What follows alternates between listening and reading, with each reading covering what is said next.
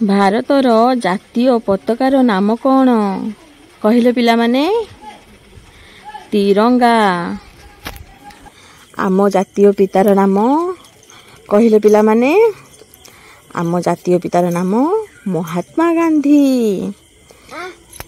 ଜାତୀୟ ଫୁଲର ନାମ କହିଲେ ପିଲାମାନେ। ଜାତୀୟ ଫୁଲର ନାମ ପଦ୍ମ ଫୁଲ।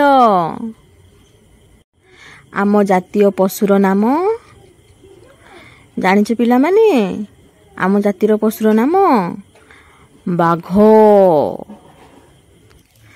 ଜାତିର ପକ୍ଷୀର ନାମ ଆମ ଜାତିର ପକ୍ଷୀର ନାମ ମୟୂର। ଆମ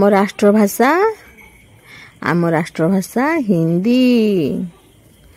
ଆମ ଦେଶର ନାମ କ'ଣ?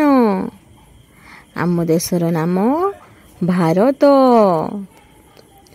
ଆମ ଦେଶର ରାଜଧାନୀର ନାମ କ'ଣ? ନୂଆଦିଲ୍ଲୀ। ଆମ ଦେଶ ଭାରତରେ କେବେ ସ୍ୱାଧୀନ ହୋଇଥିଲା ଜାଣିଛ ପିଲାମାନେ? 1947 ମସିହା ଅଗଷ୍ଟ 15 ତାରିଖ। ଆମ ଦେଶରେ କେତୋଟି ରାଜ୍ୟ ଅଛି କହିଲେ ପିଲାମାନେ? 29ଟି ନା?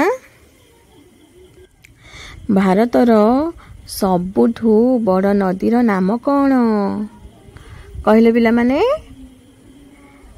ଆମର ଗଙ୍ଗା ନଦୀ।